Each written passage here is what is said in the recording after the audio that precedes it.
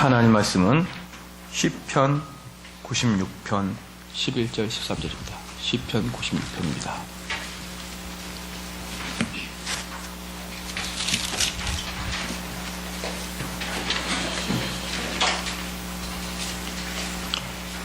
시편 96편 11절 13절 말씀입니다.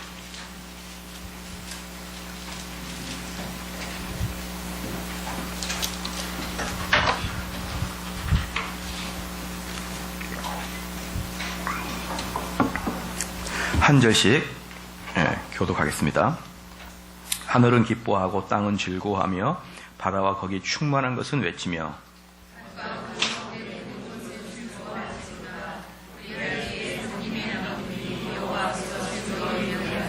다 같이 읽겠습니다.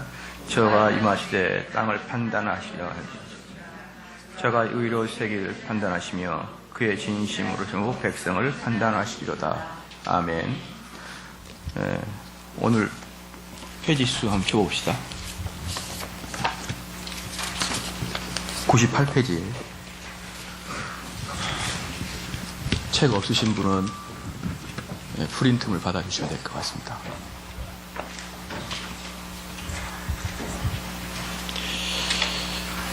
지난주에 배웠던 내가 잊어버리니까 먼저 한번 물어보고 시작할게요. 추석 당일날 여러분 고향에 가시죠? 추석 당일 이 수요일이 딱 시작이더라고요. 아마 화요일날 가시죠.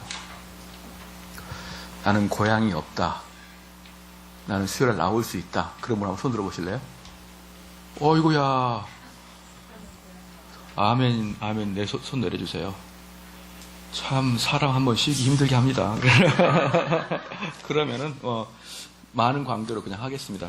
저는 또 그날 오면은 또 한 명도 없고 그러면은 또 우리가 그 대신에 신론을 말고 다른 걸 하겠습니다. 신론 말고 다른 걸 할 테니까 됐습니다. 그러면은 우리가 지난 시간에 하나님의 그럼 또 하나 더 물어볼게요. 죄송합니다. 그럼 금요일 날 나올 수 있는 분 손으로 보세요. 금요일 날 차라기도. 금요일 날은 사람이 쑥 줄죠. 그럼 금요일 날은 그냥 집에서 여러분들이 하나님과 독대하시기를 바랍니다. 금요일 날은 수요일까지만 하는 걸로 알겠습니다. 지난 시간에 하나님의 속성 중에 두 가지를 봤습니다. 뭐 봤죠? 비공유적 속성과 공유적 속성이었어요. 그래서 비공유적 속성은 비공유적 속성 나오면 뭐가 나오면 됩니까? 순종이야, 순종. 그렇죠. 비공유적 속성을 여러분들이 알려고 노력해봐야 알 수도 없고, 그리고 비공유적 속성을 알려고 노력하는 것 자체가 불신앙이에요. 그렇지만 공유적 속성이 나오면 뭐라고 그랬죠? 그것을 여러분 몸에서 발현하고, 그것을 여러분 몸에서 이렇게 나타나도록, 습득하도록 해야 되는 게 공유적 속성이라고 그랬죠.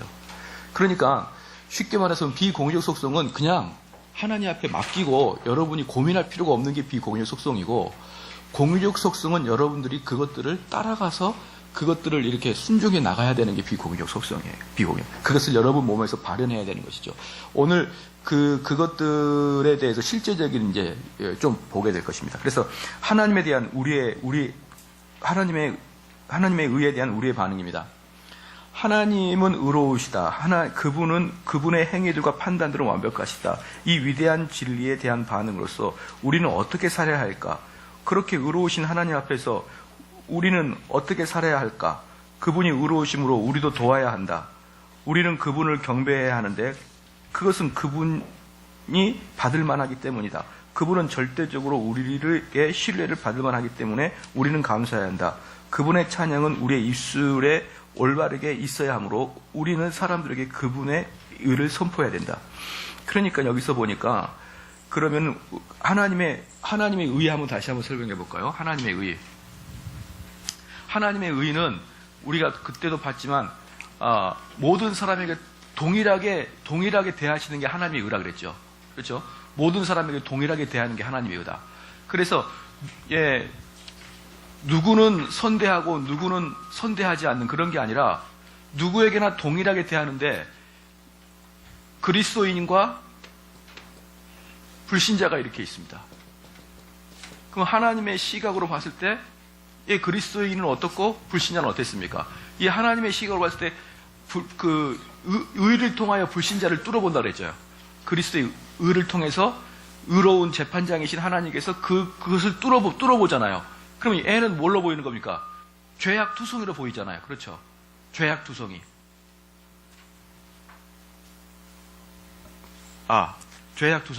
죄악투성이. 그러니까 얘는 죄악투성. 그럼 얘는 볼 때 뭘로 본다 그랬어요? 시작. 자, 그리스도의 사랑으로 본다. 이렇게 하면 안 돼요. 그러니까 이때 이 사람을 그리스도의 사랑으로 본다. 그럼 그것은 우리 하나님의 공평정대함이 아니에요. 하나님께서 이 사람도 동일하게 뭘로 보는 거예요? 의로 본다. 그러나 우리 그리스도인들은 그리스도의 옷을 입고 있기 때문에 하나님께서 이 사람을 그리스도로 보는 거예요. 예수로 보는 거죠. 그렇죠? 그러니까 이 속에 있는 사람이 나는 이 속에 정말 죄의 찌꺼기가 많아. 나를 하나님이 어떻게 보실까? 이게 아니라니까요. 여러분들이 그리스도의 의의 전가가 된 사람에게는 그리스도로 보이기 때문에 여러분의 내면의 세계와 하나님과는 사실을 그렇게 또 직접적인 연관이 있는 게 아니에요. 그래서 여러분들이 내가 정말 구원을 받았느냐 안 받았느냐를 생각할 때 그 두 개를 동시에 봐야 되는데요. 예수 그리스도를 바라봐야 되고 여러분 내면을 살펴봐야 되는데 사람들은 둘 중에 하나를 해요. 그리스도의 의만 너무 쳐다본 나머지 자기의 현 주소를 몰라요. 근데 어떤 사람은 그리스도를 쳐다보지 못하고 자기 내면만 봐요. 자기 내면에서 여러분 구원은 누구한테 옵니까? 구원은 그리스도로부터 오잖아요. 그러니까 여러분 내면을 보면은 낙담밖에 올 게 없는 거예요. 여러분의 인격과 여러분의 내면을 보면 낙담밖에 올 게 없는데 자꾸 내면을 보는 거예요. 그럼 얼굴이 어떻게 되는 거예요? 낙담이 되는 거예요. 얼굴이. 나는 왜 이렇게 다 쓰레기만 있지? 왜 그럴까요? 시작. 인간은 원래 쓰레기거든요. 자, 옆 사람하고 인사 한번 합시다. 자, 쓰레기가 왠지 냄새가 안 나는 거 이렇게 인사를 하세요. 예. 우리는 쓰레기예요.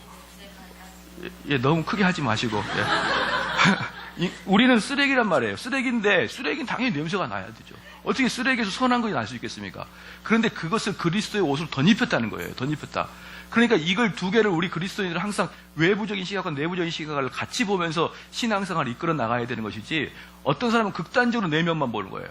어떤 사람은 극단적으로 우리 예수님께서 다 하셨어. 나는 인격은 소용없어. 인격은 죄악 속에 있으면서 자기는 여전히 그리스도에 대한 어떤 형태가 아무것도 없는데도 자기는 스스로 구원받았다고 그렇게 나불나불 거리고 다니는 사람들이 수천이에요. 수천. 그렇죠?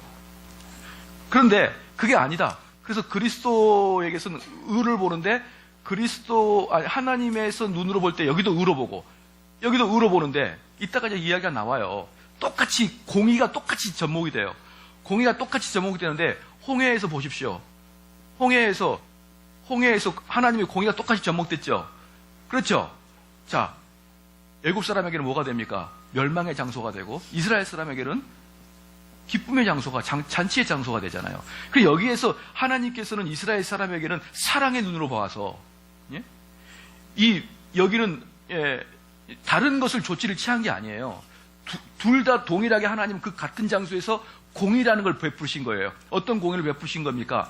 물을 갈라놨잖아요. 물을 갈라놨는데 그 물을 갈라진 곳이 이스라엘 사람에게는 소망이요. 그렇죠?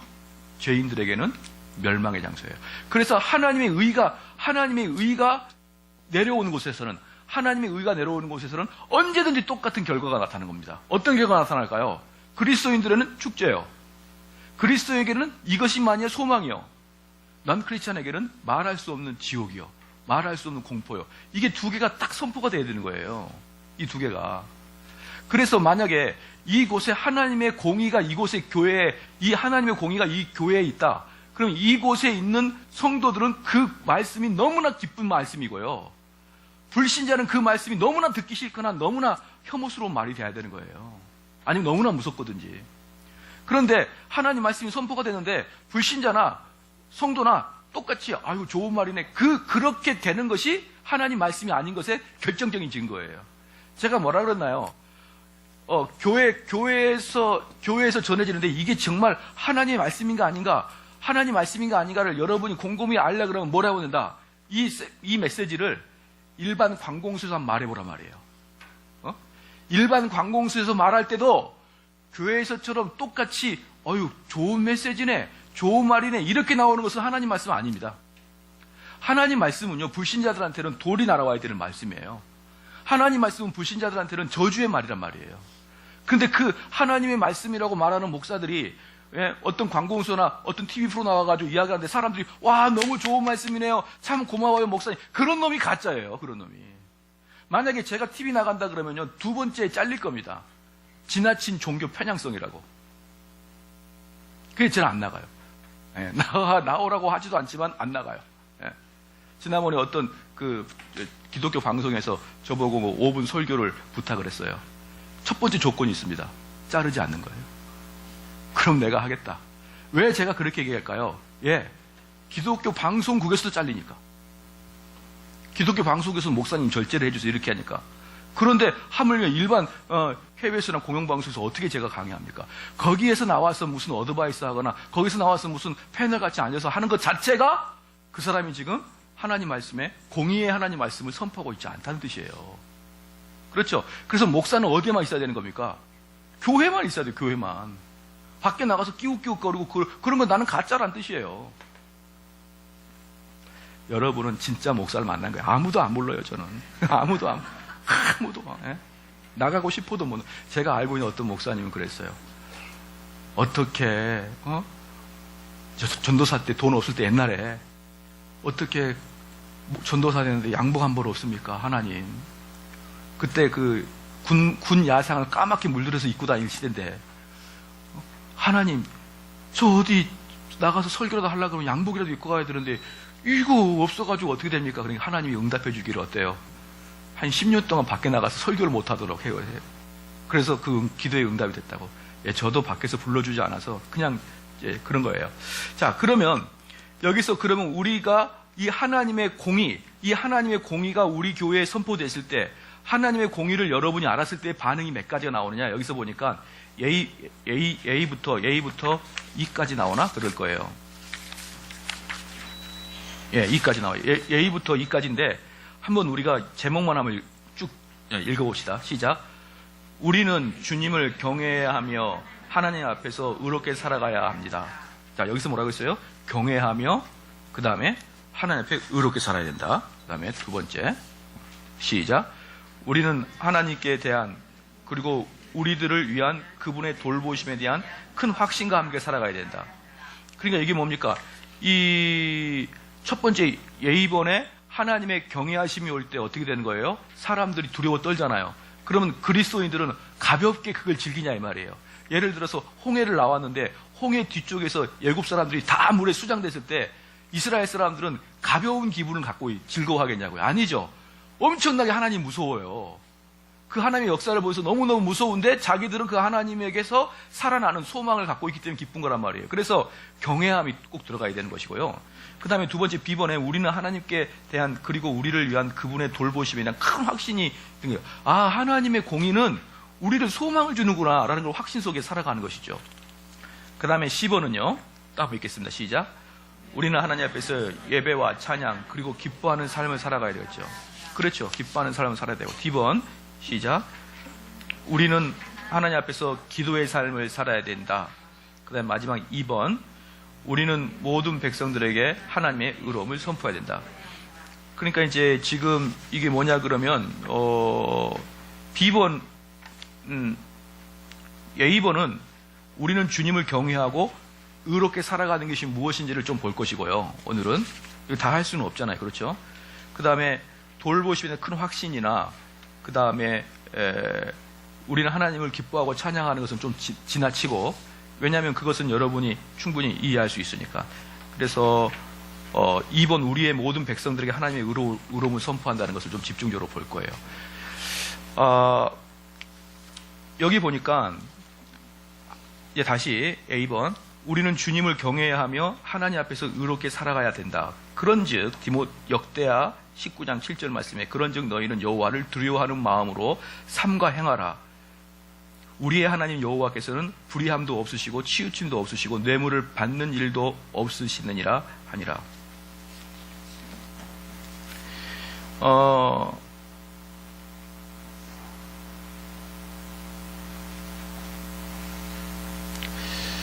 이게 이제 우리 이 본문 말씀을 보려고 그러면 역대하 본문을 좀 보기를 바랍니다. 역대하 본문을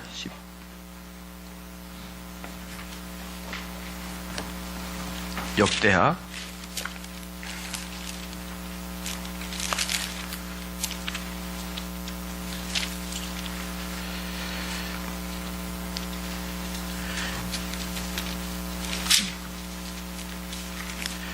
19장 7절에 읽었어요, 저희가. 그런데 이게 이제 좀 더 앞은 그 중간만 나왔기 때문에 7절을 보면 그런즉 너희는 여호와를 두려워하는 마음으로 삼가 행하라. 우리의 하나님 여호와께서는 불의함도 없으시고 편복도 없으시고 뇌물을 받으심도 없으시니라 라고 나왔죠. 지금 이것이 여호사밧의 왕의 이야기인데요. 백성들을 선량하게 만들기 위해서 온갖 일을 다하고 여기서 그들이 지킬 수 있는 재판관을 정해두었고, 그런데 먼저 백성들에게 먼저 가르칩니다. 그래서 항상 체벌을 하기 전에는 가르쳐야 되는 것이죠. 재판관을 두기 전에는 항상 가르쳐야 되는 것이죠. 그래서 이 재판관을 이 17장에서는 둬요. 아니 17장에서는 하나님 말씀을 가르쳐요. 그리고 이제 19장에 내려오는데 이제 19장의 5절 보니까 또 유다 온 나라 견고한 성에 재판관을 세우되 성마다 있게 하고 재판관을 세웠죠. 그 다음에 이제 6절 말씀에 재판관에게 이르되 너희는 행하는 바를 삼가하라. 너희의 재판하는 것이 사람을 위함이 아니요 여호와를 위함이니 너희가 재판할 때에 여호와께서 너희와 함께 하실지라. 여기서 진짜 중요한 게 있어요. 재판을 하는데 그 재판이 사람들을 위해서 하는 재판이 아니라는 거예요. 그게 여러분들이 좀 다른 거랑 좀 틀려요. 우리 그리스도인들에게 있어서 재판은 하나님에게 잘 보이기 위함의 재판입니다. 그러니까 여러분들이 지난주에 제가 설교할 때도 말씀을 드렸지만 여러분들도 사람들을 사실은 재판하잖아요. 그렇죠? 항상 재판하지 않습니까? 판단하고 시기하고 질투하면서 판단하는 그런 일 하잖아요. 그럴 때 여러분 마음속에 이방인과 똑같은 마음을 품고 있으면 안 되죠. 그럴 때 여러분에게 재판을 하기 전에 제가 그 전에 이미 하나님 말씀을 다 가르쳤잖아요. 그래서 다 가르쳤는데 여러분의 인격 중에 하나의 인격을 들어서 여러분의 재판관을 만들어 놨단 말이에요. 그래서 여러분은 인격이 다중인격이에요. 하나 알 것을 유일하신 하나님은 한 분이시다. 아시죠? 하나님은 한 분이시다. 이게 무슨 뜻이라고 했습니까? 유일하신 하나님인데 하나님 한 분이시다. 이게 무슨 뜻이라고 했죠? 예? 그래, 공유하신 특성인데 하나님은 한 분이시다. 이럴 때 한 분 계시다. 이거 말고 또 하나 있다 그랬는데 유일하신 분이다. 그게 무슨 뜻이에요?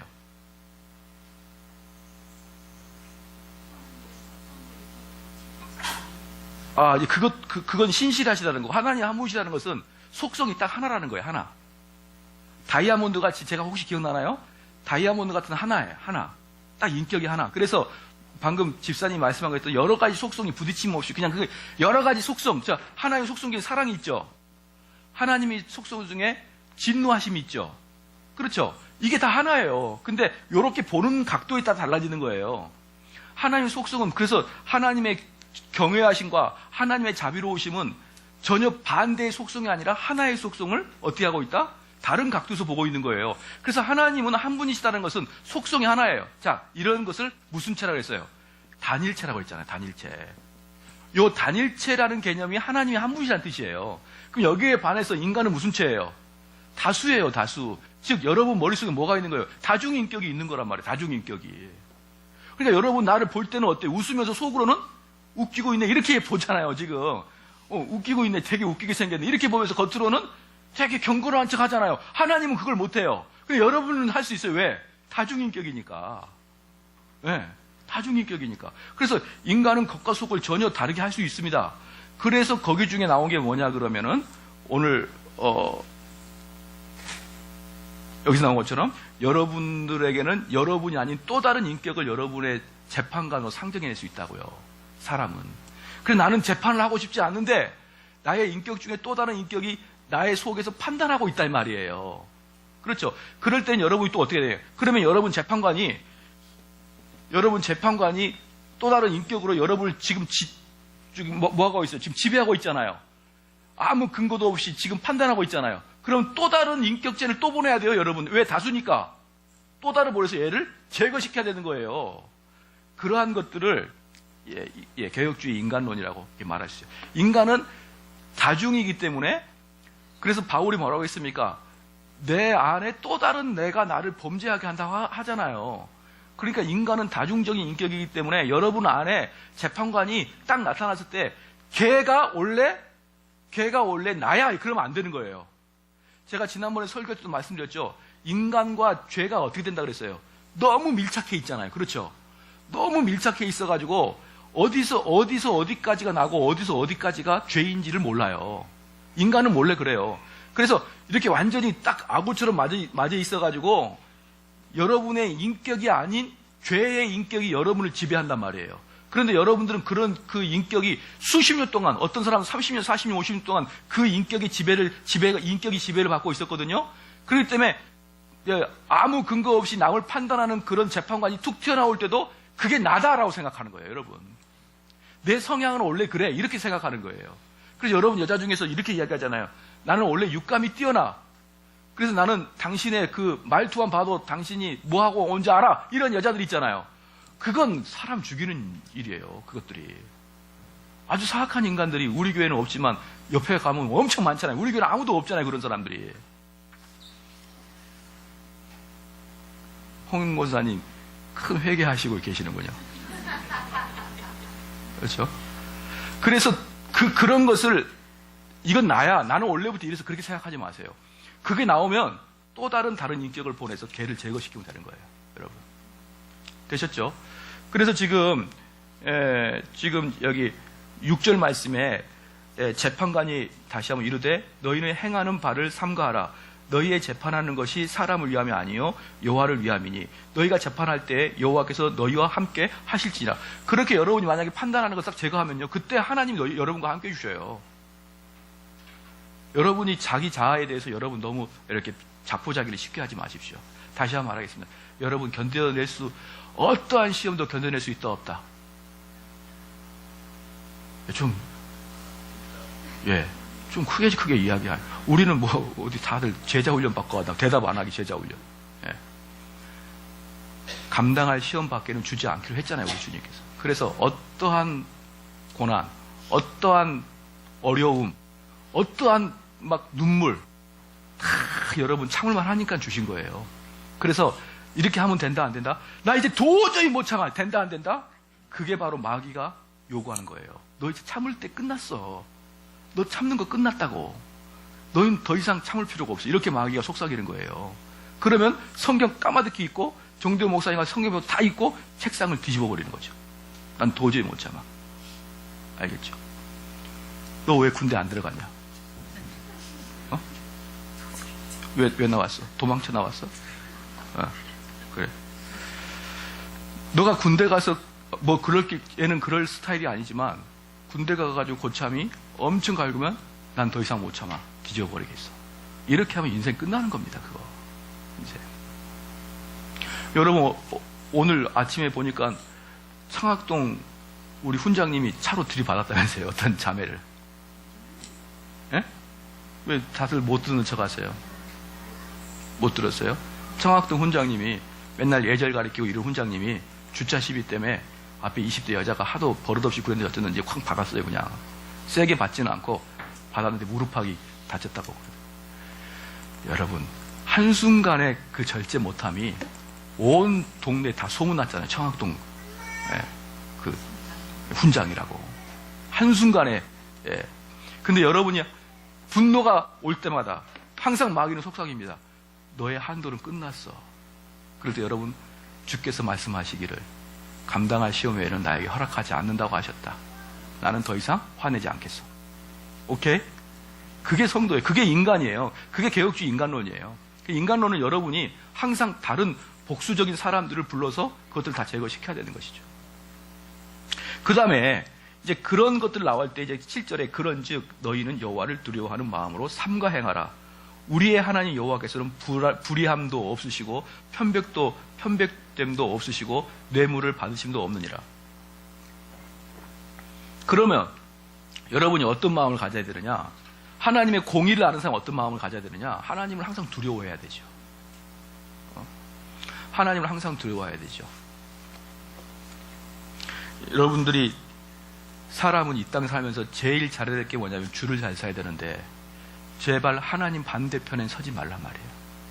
하나님은 무소부지하시고 하나님은 전능하셔서 어느 누구도 하나님을 이겨낼 수가 없거든요.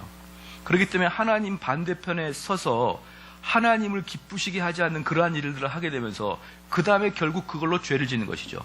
지금 현대 하나님의 개념은 뭐라고 했습니까? 현대 하나님 개념은 옆집 할아버지예요. 옆집 할아버지가 가지고 아무런 책망도 하지 않고 아무런 요구도 하지 않고 그저 어렵게 일주일 동안 여러분 직장에서 열심히 일하다가 힘들게 그냥 주여 하고 교회 나오면은 우리 하나님은 그걸 보고 있다가 보선발로 뛰어가서 아이고 애기야 왔구나 하면서 엉덩이 툭툭 떨어지면서 앉아 예배드려. 그 예배드렸는데 일주일 동안 고생하니까 졸려요 안 졸려요? 졸리잖아요. 그러니까 아이고야 잠을 자도 여기서 자도 고맙다. 이게 요즘에 할아버지 하나님이에요. 김정은이는 졸았다고 죽여버리잖아요. 김정은이. 하나님은 그 김정은보다 말할 수 없게 두려운 존재란 말이에요. 그래서 여러분이 은혜 받기 위해서는 첫 번째가 뭐냐면 하나님의 경외하심과 하나님의 두려우심에 대해서 여러분이 깊이 깨닫고 있어야 됩니다. 깊이. 그래서 여러분에게 하나님의 성경에서 그대로 써있는 거 그대로 지키신 하나님. 왜? 신실하신 하나님입니까? 근데 하나님의 말씀에 순종하지 못한 자는 어떻게 했습니까? 3대를 멸족하기로 했잖아요. 3대를. 내 자손도 그런 분위기에서 은혜 못 받는 거예요. 그걸 여러분이 믿으셔야 됩니다. 그래서 지금의 여러분의 삶 행동 하나하나가 여러분의 삶 행동 하나하나가 제가 공식을 해드릴게요. 여러분들의 삶 하나 곱하기 2가 여러분 자녀예요. 자녀. 그렇죠. 여러분의 행동을 다 보고 자녀들은 그렇게 자라요. 여러분들이 아무리 경건한 척해도 엄마 아빠가 즐거워하는 걸 애들이 알거든요. 근데 교회에 가서 열심히 기도할 때는 엄마 얼굴이 별로 안 즐거워. 근데 반에서 1등 여니까 얼굴이 확 펴져. 말로는 주를 따라라 이러면서 엄마 교회 갈게. 야 수련회 갈게. 야 학원 이러면서 이게 기쁘지 않은데 1등만 하면 얼굴이 확 펴져요. 그걸 자녀들이 다 봅니다. 그걸. 여러분. 그래서 자녀들 마음속에 어떤 마음이 생기냐면요. 저는 어릴 때 그랬어요. 이 기독교라는 게 쇼구나. 쇼. 배울 때는 어디 가서 순교한다. 어디 가서 주님만을 위한다. 이렇게 하는데 실제로 삶에 들어오면은 내 공부가 1등이구나. 이런 마음이 어릴 때부터 각인이 확 됐어요. 어릴 때부터. 여러분들은 자녀한테 그거 각인 안 시키나요? 아마 제가 봤을 때는 여러분도 모르게 시켰을 거예요. 왜냐하면 안면의 근육이 순간 기쁜 걸 애들이 보거든요. 아빠 수련회 갈게. 확 기뻐지나요? 예, 그러한 것들이 여러분이 보이면 됩니다. 그 다음에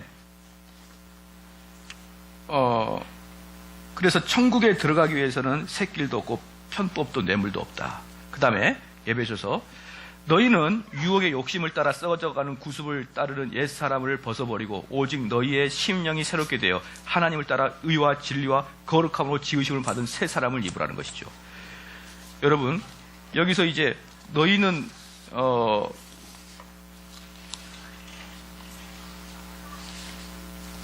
에베소서 4장 22절 찾아보니까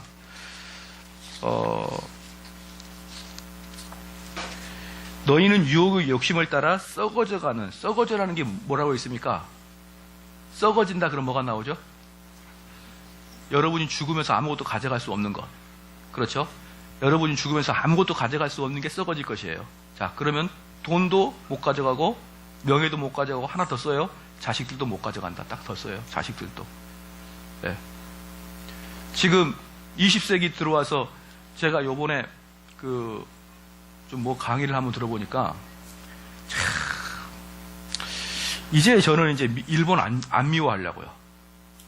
이제 일본을 좋아하려고 마음을 딱 먹었어요. 일본을. 더 이상 일본을 미워해야 될 이유가 눈꼽만큼도 없다.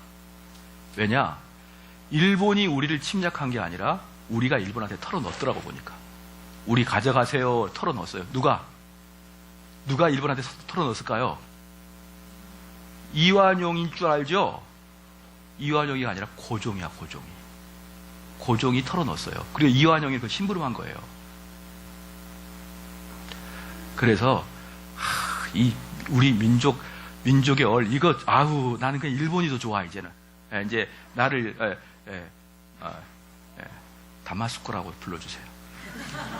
더 이상 일본 사람으로 살고 싶어요. 그냥 일본이 좋아졌어. 친일파 할 거야. 그냥 막 다 털어줘요, 다. 그런데 그때 우리 조상들이 얼마나 정신머리가 없었냐면요. 제가 이걸 모아 듣다가 그냥 위안부 문제 듣다가 했어요. 얼마나 정신머리가 없었냐면 그 위안부가 있기 전에 여러분들 드라마 보면은 자기 딸내미 파는 거 봤어요, 못 봤어요? 예? 누가? 우리 조상들이 너무너무 가난해서 딸내미를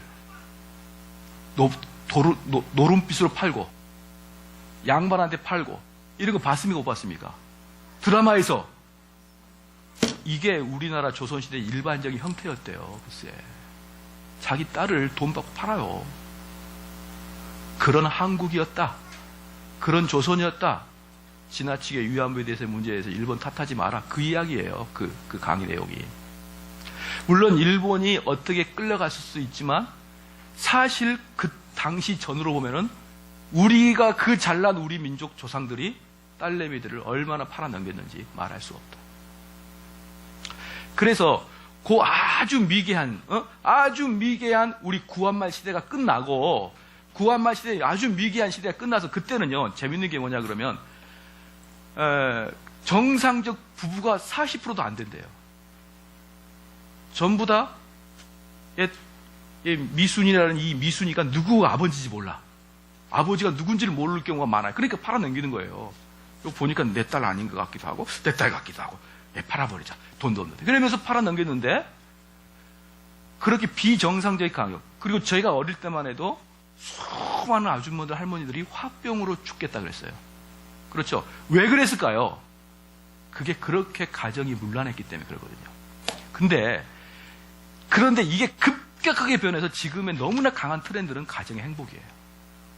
그러니까 여러분들이 제일 중요할 게 뭐냐면요, 항상 시계 추 방향의 극단은 조심해야 돼요. 그런데 이렇게 가정이 파괴했던 구한말 시대에 비해서 지금은 지나치게 가정의 중심적 행복을 추구하고 있어요. 그래서요, 정의로움과 의로움과 공의는 사라지고 마는 거예요. 가정이 가정이 강하게 되면요, 그 의로움 자체가 사라지고 만단 말이에요. 그래서 우리는 항상 어떻게 중립을 다 지킬 줄 알아야 돼요. 어때? 우리 가정을 볼 때 이 아이는 누구 것이다? 하나님의 것이다. 그래서 이 아이를 하나님이 나에게 보내주신 이유는 하나님 말씀대로 잘 성장시키기 위함이지, 이게 내게 아니에요. 그러면 욕심을 버려야죠, 아이한테. 왜? 하나님 것이니까. 말로 하나님 거라 하지 말고 실질로 하나님 것이니까 이 아이에 대한 욕심은 버려야죠. 그러나 하나님이 나에게 주셨으니까 나는 최선을 다해서 얘를 키우되, 여러분 욕심 가지고 키우면 안 되죠. 그러면 동양적 사고의 가정관에 비해서 훨씬 더 객관적으로 자녀를 볼 수 있습니다. 훨씬 더 자녀를 볼 때 마음이 짠한 마음이 덜합니다. 그런데 우리나라는 우린 지나치게 가정 중심이에요. 거기다가도 무슨 중심이다? 자녀 중심이에요. 제가 옛날에 아현제일교회에 있을 때 오후 예배 때 제가 그랬어요. 여러분, 강에 아들과 영감님 둘이 떠내려가면 누구 건질 거예요? 누구 건질까요? 뒤도 안 돌아보고 아들요.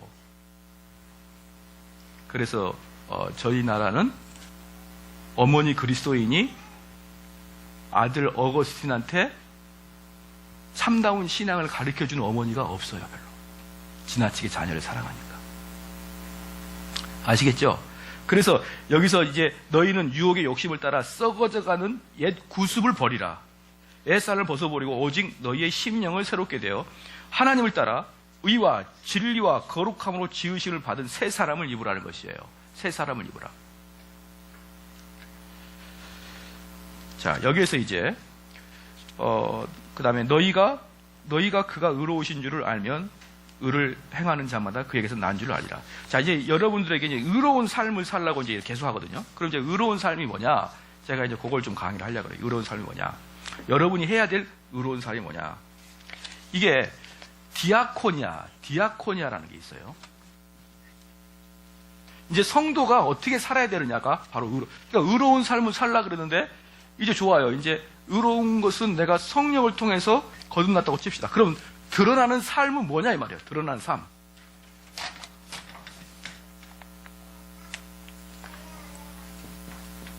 디아코니아예요.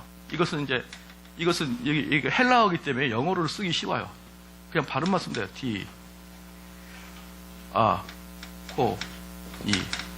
디아코니아. 이 디아코니아라는 것은 다른 말로 섬김이라는 뜻이에요. 섬김. 그럼 그리스도인들이 의롭게 산다는 게 뭐냐? 바로 섬김으로 산다는 건데요.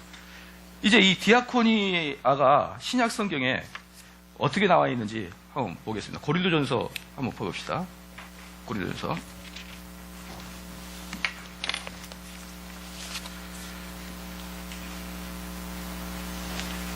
고린도전서 16장 15절.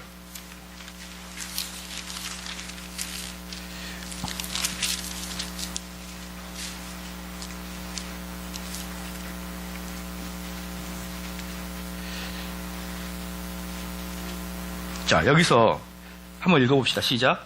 형제들아, 스네바의 집 곧 아가야의 첫 열매요.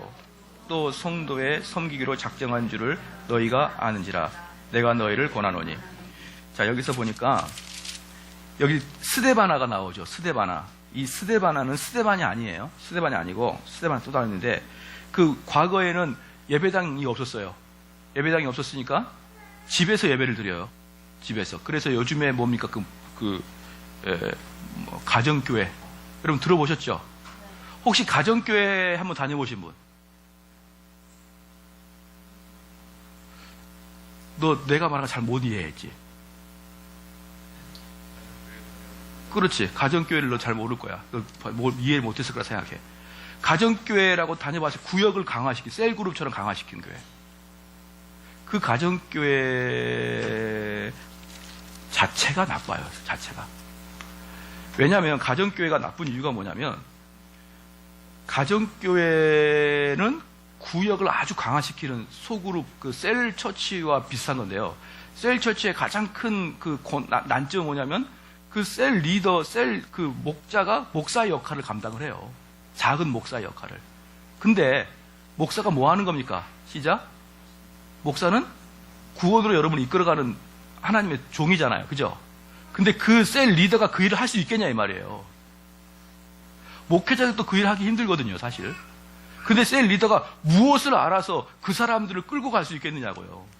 그래서 가정교회나 셀교회나 이렇게 구역을 강화시켜서 구역의 평신도를 목사와 같은 어떤 위치까지 올려주는 그런 교회들의 담임 목사들은 전부 다 정신머리 나갔다 보면 돼요. 그 사람들은 도대체 목사가 뭔지를 모르는 사람들이에요. 그런 교회는 무조건 뭐하라? 그냥 소문내고 안 좋다 하고 다 나와요, 다. 그런 교회 다니지 말고.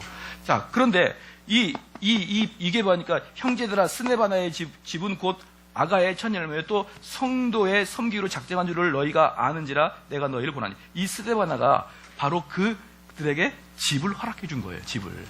그렇죠. 그 당시에는 우리처럼 교회가 없었다니까요. 그러니까 이 당시에는 교회가 없어서 가정에서 예배를 드렸는데 지금은 교회가 버젓이 있는데도 또 가정에서 드려요. 초대교회처럼 한다. 그럼 본교회를 없애든가. 그렇죠. 그래서 지금 이 스데바나는 자기의 가정을 준 거예요. 그러면은 자기의 가정을 줘서 예배를 드릴 수 있을 정도면 어떻습니까? 부자죠, 부자. 뭐, 두 평짜리에서 어떻게 예배를 드려요? 한 이 정도 다락방은 있어야 예배를 드리죠. 이 정도 다락방은 부자죠. 그러니까 스데바나는 상당히 부자였고, 그리고 상당히 초대교회 때 상당히 영향력이 있던 사람인 것이죠. 그런데 그 스데바나의 집, 곧 아가의 첫 열매요. 또 성도 섬기기로 작정한 줄을 너희가 아는. 그는 어떻게? 성도를 섬기기로 작정하였다. 성도를. 무엇으로 작정했습니까? 이 스데바나는 무엇으로 작정했죠? 집 또는 재정으로 작정한 거예요. 재정으로. 뭐 하기로? 섬기기로. 여기서 바로 나온 게 디아코니아입니다. 디아코니아. 그 다음에 이 디아코니아가 그러면은 이게 섬김은 무조건 어떤 섬김이든지 디아코니아야. 어떤 섬김. 그 사람이 집을 오픈하든지 식사를 제공하든지 여러분들은 있는 거라고 몸뚱아리밖에 없잖아요. 그럼 열심히 노가다를 뛰든지 청소를 하든지 무를 뽑든지 뭐 이렇게 해서 계속 섬기는 거예요. 그렇죠? 그럼 섬기는 것만 디아코니아가 아니죠. 사도행전 볼까요? 사도행전. 똑같이 디아코니아 쓰인 데가 있어요. 사도행전 6장입니다.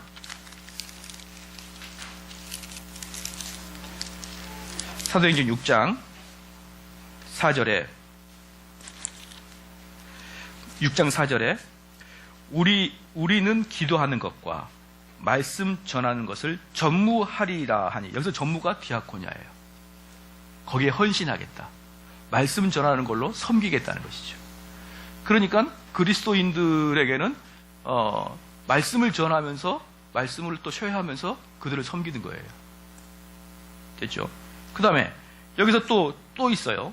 또 6장 1절에 그때의 제자가 더 많아지는데 헬라파 유대인들이 자기의 과부들이 그 매일 구제에 빠짐으로 이 구제에 빠지다가 디아코니아예요. 구제하다, 섬기다. 이건 뭘로 섬길까요? 돈으로 섬긴 거예요. 돈으로 빠짐으로 히브리파 사람을 원망한대. 그 다음에 그러니까 구제를 했죠. 아까는 집을 위해서 섬겼죠. 그 다음에 구제했죠. 그 다음에 어디 있을까요? 2절, 6장 2절 한번 읽겠습니다. 시작. 12사도가 모든 제자를 불러 이르되 우리가 하나님의 말씀을 제쳐놓고 공궤를 일삼는 것이 마땅치. 공궤가 뭘까요? 공궤. 시작. 공궤는 여러분들 그동안 이거 읽으면서 공궤 많이 읽었을 텐데 이게 뭔지 잘 모르겠죠? 예? 예, 식탁의 봉사예요. 식탁 봉사. 식탁 서비스. 예. 예? 예. 식탁 접대. 이게 공궤예요. 그러니까 여길 가만히 보면은 12사도가 모든 제자를 불러 이르되 우리가 하나님 말씀을 제쳐놓고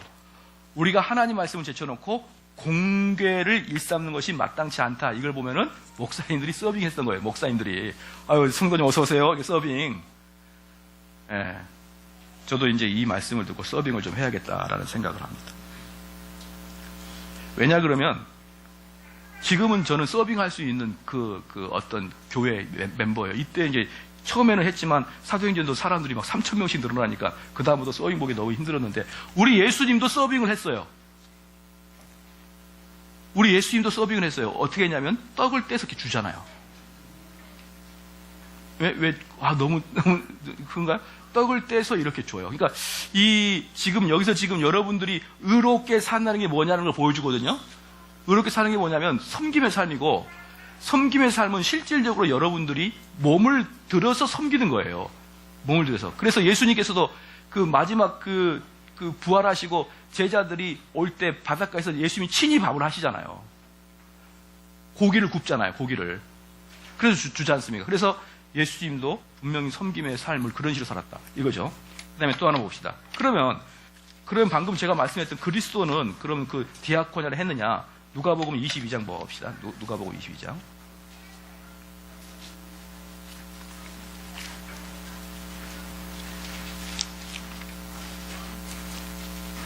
누가복음 22장입니다.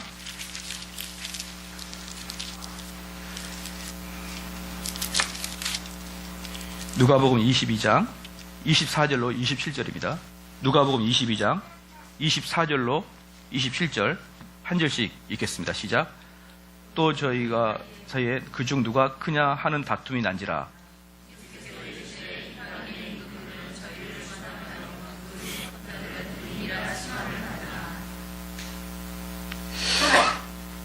자, 여기서 25절에서요, 여러분이 하나를 볼 거냐면, 이방인들의 특징이 뭐냐 그러면, 이방인들은 사람을 섬겨도요, 어떻게 섬기느냐? 위에서 딱 섬겨줘요. 그래서 저분이 은총을 베풀었다. 이렇게 이야기하는 거예요. 그러니까 부처님도 그렇고, 공자도 그렇고 다 섬겨줬어요. 그런데 그분들은 내가 있는 자로서, 내가 배운 자로서 너희를 돕는 거기 때문에 그 도움을 받은 사람들은 그를 은인이다 이렇게 보는 거예요. 은인이다. 근데 그것을 이방인의 관점으로 보고 있는 거죠. 지금 예수님께서. 그렇죠. 26절 읽겠습니다. 너희는 그렇지 않을지니. 그러니까 너희는 그렇게 안 하는 거예요. 그리스도인은 그거랑 틀리다는 것이에요. 너희 중에 큰 자와 젊은 자와 같고 두목은 섬기는 자와 같을지니라. 다 같이 읽겠습니다. 앉아서 먹는 자가 크냐 섬기는 자가 크냐 앉아 먹는 자가 아니냐 그러나 나는 섬기는 자로 너희 중에 있노라. 자, 여기서 지금 뭐예요? 우리 예수님은 어떤 높은 자로서 그들에게 은총을 베푸는 게 아니고 진짜 종이 되는 거예요. 종이. 그게 디아코니하고 그게 의인의 삶인 거예요. 여러분, 의인의 삶이라 그래가지고 뭐 다른 게 아닙니다. 다른 게 아니고 예수 그리스도와 그의 제자들이 그 초대교회 당시에 했던 그 형태를 살아가는 것을 의인이 하는 것이죠.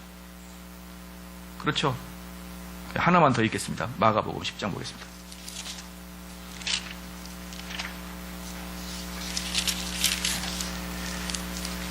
(42절) (45절)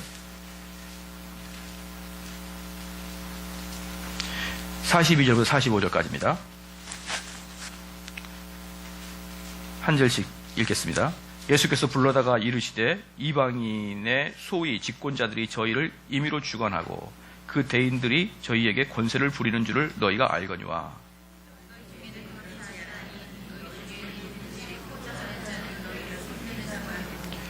너희 중에 누구든지 으뜸이 되고자 하는 자는 모든 사람의 종이 되어야 하느니라.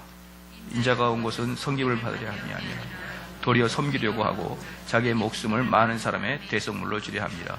자, 그래서 여기서도 보니까 우리 주님께서 오신 이유는 섬기려고 온 것이지 많은 사람들에게 지배하고 위에서 소리치고 명령을 내리고 하더라고 안 하면은 왜 그렇게 정신을 못 차려 이런 게 아니라 당신이 스스로 낮아져야지가 아니라 낮은 상태예요. 낮아져야지. 낮아져야가 아니라 낮은 상태. 그래서 여러분들이 이 교회에서 여러분들이 하는 일이 뭡니까? 교회 오면요, 그냥 직분이 높고 나이가 더 들면은 팔 걷고 화장실 청소부터 하는 거예요. 하는 겁니다. 그리고 오히려 어린 사람이 더 높임 받아야 돼요. 내가 이 교회에서의 직분이 높으면 높을수록 더 섬기는 자가 돼야 되는 것이죠. 그러다 섬기다가 한 6개월 섬기니까 이런 모습을 젊은이들이 보고 본받지 않네 하면서 탁 던지는 그런 섬김에 역전하지 말고 그게 끝까지 그냥 가는 거예요. 끝까지. 언제까지? 죽을 때까지 가는 거예요. 자기 몸이 움직일 때까지 섬김을 하는 게 그리스도입니다. 왜냐하면 그리스도는 그걸 위해서 오셨으니까. 다른 사람을 섬기러 오셨어요. 근데 그 섬김이 여러 가지가 있죠. 실질적으로 돈을 들여서 섬김이라. 여러분 돈 내야 됩니까? 안 내야 됩니까? 대답들이 왜 이렇게 중간에 오다가 공중에 증발되고 맙니까? 돈이 있는 사람은 돈을 가지고 섬겨야 돼요. 그래서 한국 기독교는 뭐가 자꾸 들어왔다고 그랬죠. 한국 기독교는요,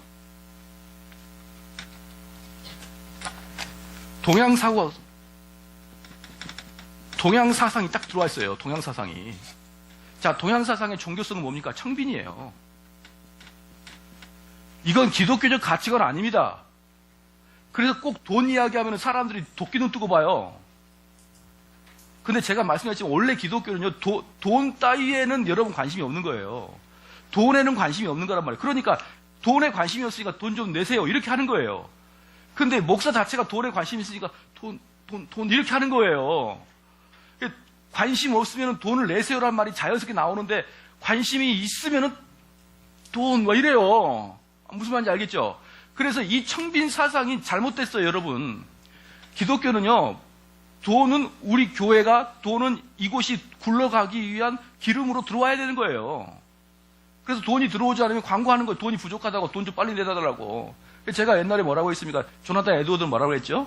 조나단 에드워드는요, 처음에 딱 교회 들어갈 때 뭐라고 했습니까? 그 장로님들한테 저는 그냥 많이 주지 말고 우리 사람 숫자대로만 주세요.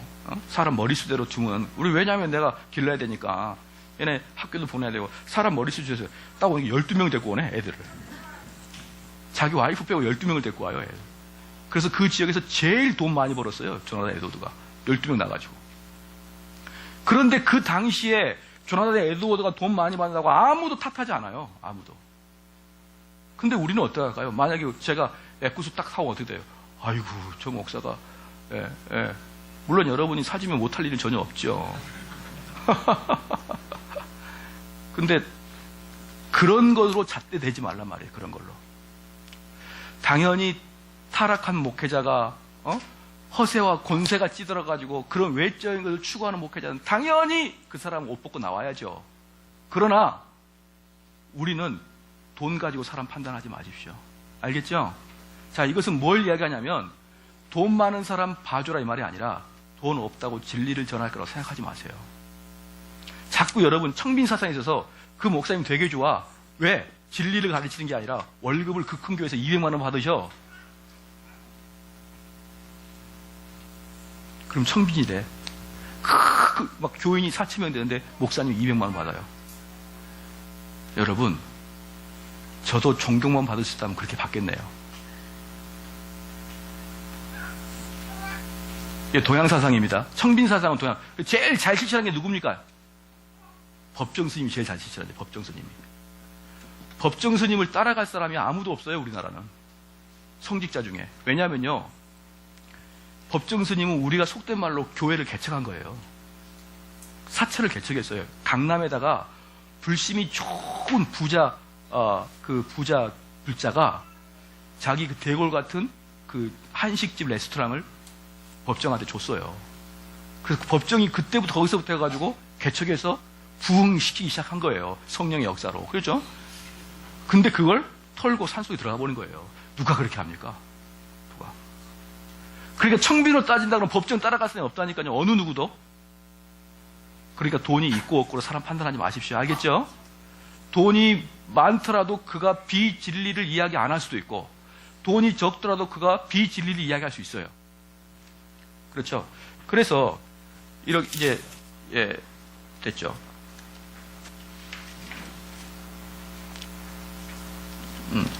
그 다음에 마가복음 10장 42절 45절에서 모든 사람이 종이 돼야 되는데 그 종이 되려고 그러면 자기한테 있는 것들, 돈이 있는 사람은 돈을, 또 기술이 있는 사람은 기술을, 또 시간이 있는 사람은 시간을, 또 그 사람에게 재능이 있으면 재능을, 특별히 말씀을 가르칠 수 있는 능력이 있으면 말씀을, 이렇게 해서 성도들은 각자 역할을 담당하고 있어야 되는 거예요. 그리고 그게 어디로까지? 그게 결국은 어디로까지요? 세상으로까지 나가야 되는 거예요. 교회에서 여러분들이 이런 그 섬김의 사역들이 이 세상으로 나가요. 왜 세상으로 나가냐면 여러분들이 만약에 음식을 대접했어요. 음식을 대접했는데 이 식당에 음식을 대접했는데 불신자가 와서 먹어요. 그럼 줘요 안 줘요? 주잖아요. 너 나가. 이거 아니잖아요. 그렇기 때문에 이 섬김은 당연히 어디까지 나가야 되는 거예요? 사회까지 나가게 되어 있어요. 사회까지. 근데 다시 말하지만 핵심은 교회예요. 교회. 그렇죠? 왜냐면은 성경에서 어느 누구도 이방인들을 돕는 것은 보질 못했어요. 성경에서는 이방인을 돕는 역사가 없어요. 근데 지금은 이방인들만 도와요.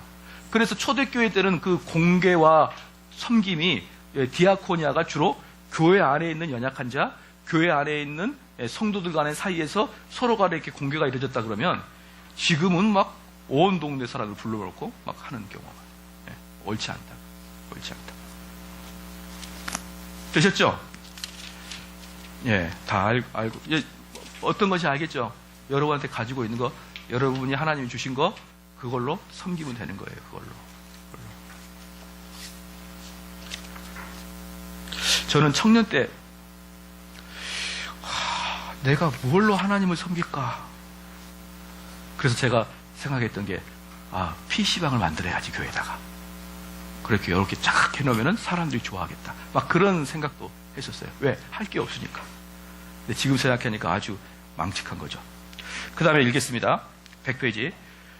우리의 의로운 행위들을 통해서 하나님 앞에서 바른 위치를 가지는 것이 아니라 우리의 의로운 행위들은 하나님이 우리를 정말로 구원해 주셨다는 증거라는 사실을 이해하는 것이 중요하다.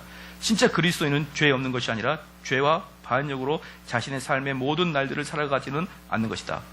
어떤 이너가 그리스도인이라고 고백하면서도 자신의 삶이 회개나 신령한 훈련이 없이 하나님의 말씀에 대항하여 끊임없는 불순종으로 확정지어진다면 그들은 고백이 진짜 아니라는 것이 확실하다. 자, 여기서 제가 늘상 말씀을 드리지만 그럼 여러분들이 그 교회에서 그렇게 섬기는 것이 왜 즐겁죠? 의무적으로 하는 게 아니라 즐겁잖아요. 왜냐하면 나는 구원받은 백성으로서 구원받은 자들이 있는 이 교회가 잘 되길 바라는 마음으로 하는 거거든요. 그 기쁜 마음으로 하는 것이지 여러분들이 그 공개를 한다고 해서 구원받는 거 아니잖아요. 그러면 이제 또 하나의 문제가 생기는 거예요. 항상 여러분들에게 제가 말씀드렸지만 이 선택교리가 나오면 이따가 뒤에도 선택교리 한 번 더 이야기하는데요. 이 선택교리가 나오면은 항상 뭐가 물어봐요? 뭘 물어봐야 되잖아요. 선택교리 나오면 항상 물어봐야 될 게 있어요. 뭐가 있죠? 누구냐 이 말이에요. 누가 선택받았느냐가 중요한 거예요.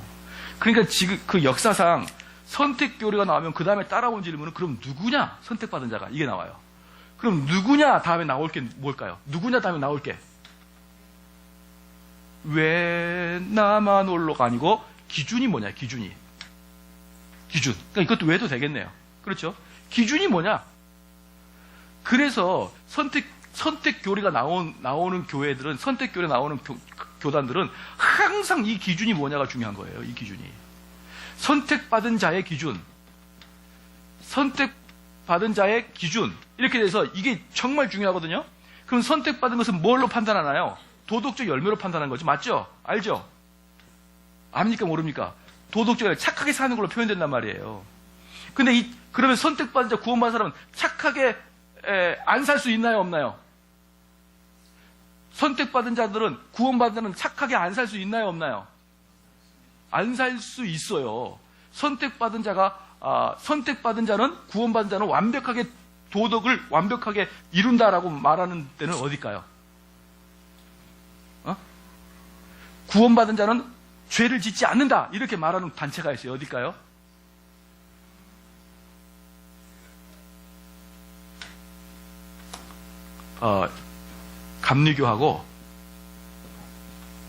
감리교는 완전 성화를 이야기해요. 완전 성화. 네. 그 다음에 또 하나 있어요. 로마 카톨릭. 얘네들은 구원받은 자는 전혀 죄를 안 짓는다. 왜냐하면 내 안에 성령이 있는데 어떻게 죄를 지냐는 것이죠. 그런데 우리 교인들이 죽을 때 다 보니까 좀은 다 죄가 있어요. 다.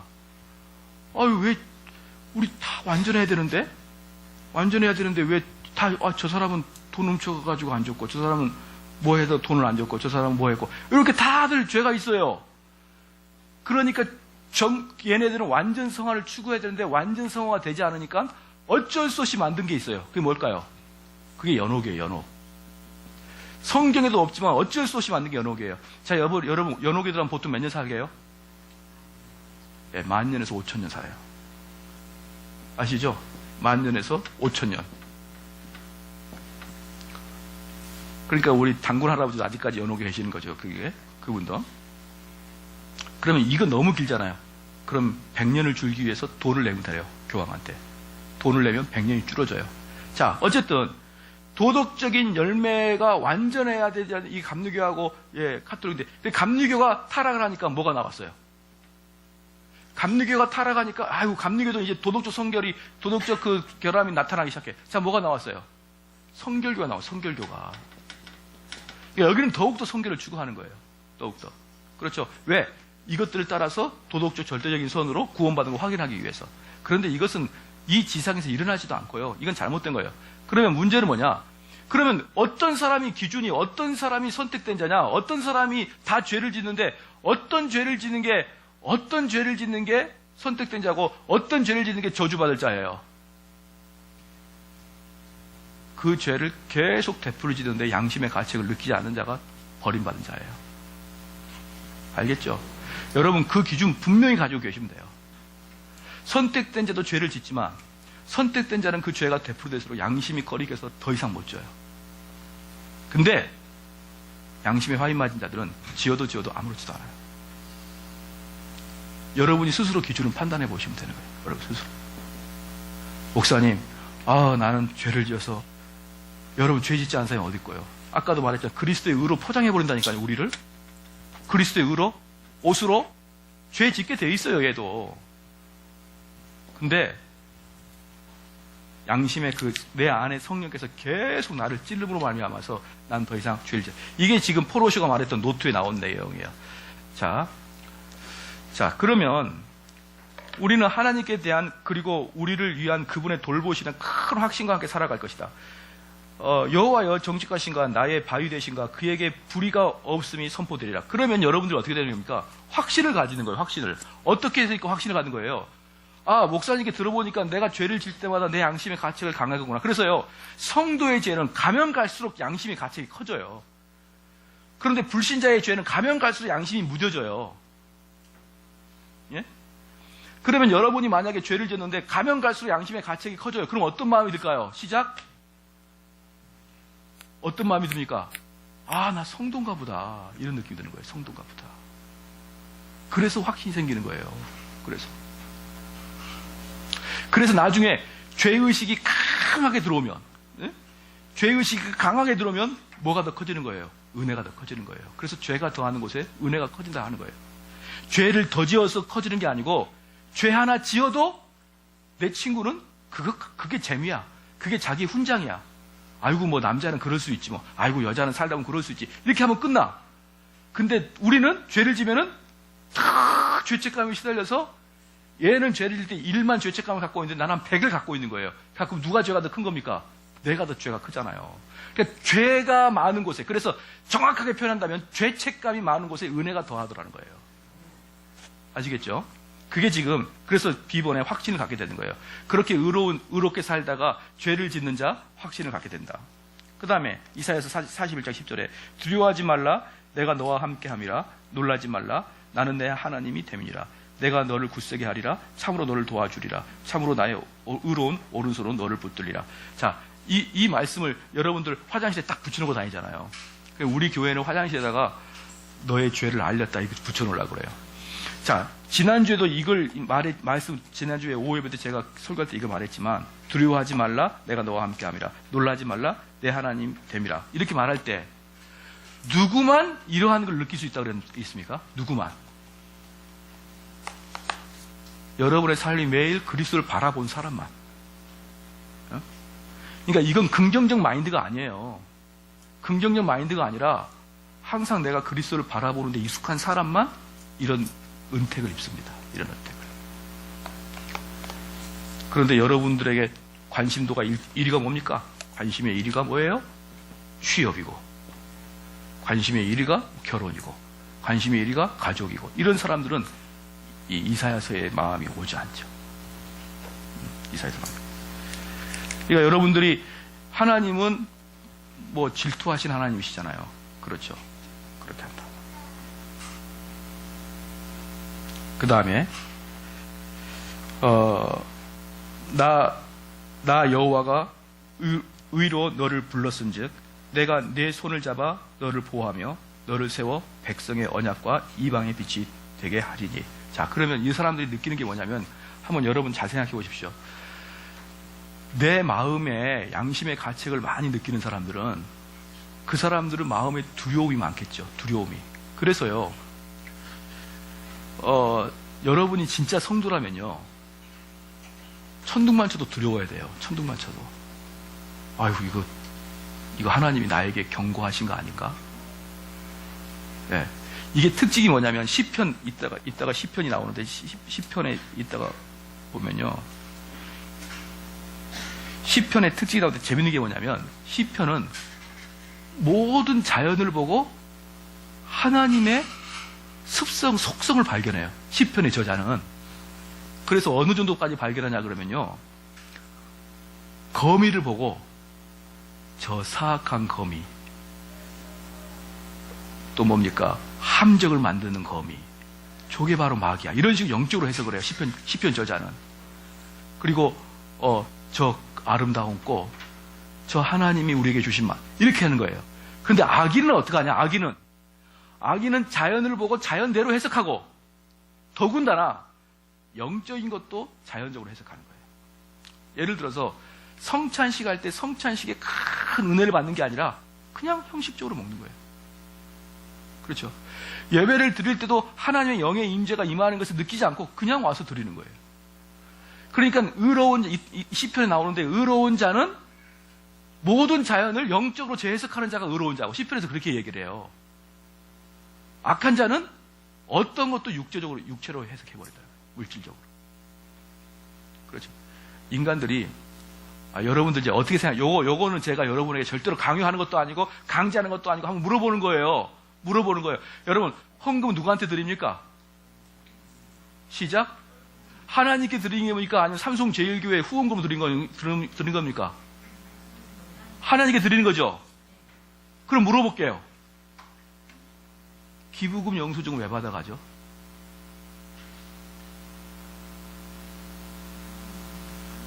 기부금, 영수증은? 이제 그건 제가 강제하려는 게 아니라 한번 생각을 해보자는 거예요. 그냥 다음에 우리가 한번 성숙할 때 한번 생각해보자. 그러니까 이런 관점, 그게 나쁘다는 것은 아니고 언뜻 헌금이 교회 후원금으로 들어간다는 생각을 갖고 넣을 수도 있다. 그것은 영적인 것을 물질적으로 끝내버린 거예요. 여러분 절대로 그렇게 생각하면 안 됩니다. 영적인 것은 영적으로 해석해야 되고 교회에서 이루어지는 모든 일들은 영적으로 재해석해야 되지 육체적 물질적으로 해석하게 되면요 정말 천박한 것밖에 안 돼요. 교회라는 게 모든 게.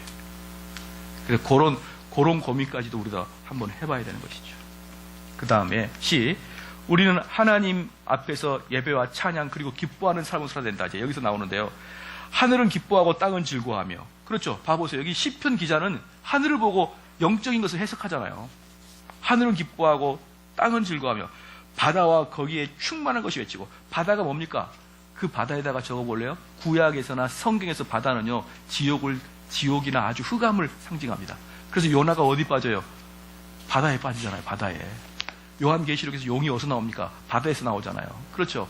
이 바다는 죽음과 지옥을 상징하는데 이 죽음에서도 뭐가 있는 거예요? 충만함이 있다는 거예요. 죽음에서도. 죽음 안에도 그리스도의 충만함이 있다는 거예요. 밭과 그 가운데 있는 모든 것은 즐거워할지로다. 그때 숲이 모든 나무들이 여호와 앞에서 즐거이 노래하리니 그가 임하시되 땅을 심판하러 임하실 것입니다. 그가 의로 세계를 심판하시며 그의 진실하심으로 백성을 심판하시리로다. 여기 뭐라고 합니까? 그러니까 자연을 보면서 하나님을 찬양하기도 하고, 그죠? 하나님의 심판과 두려움도 같이 묵상하잖아요. 이런 게 뭐라고요? 이런 게 영적인 해석이란 말이죠. 영적인 해석. 그렇죠. 그 다음에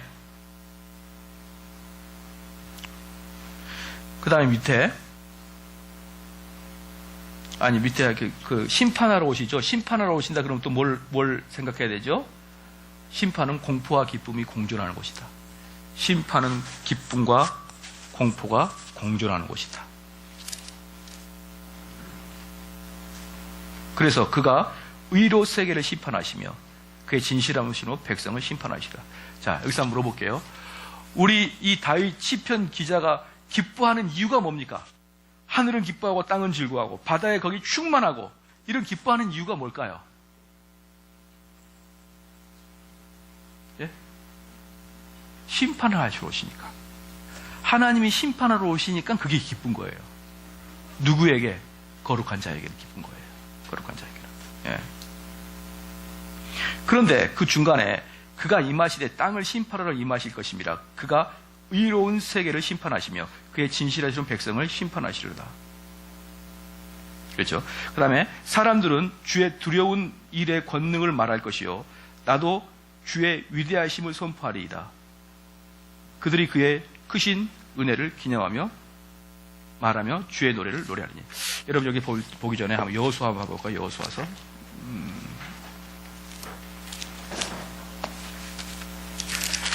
여호수아.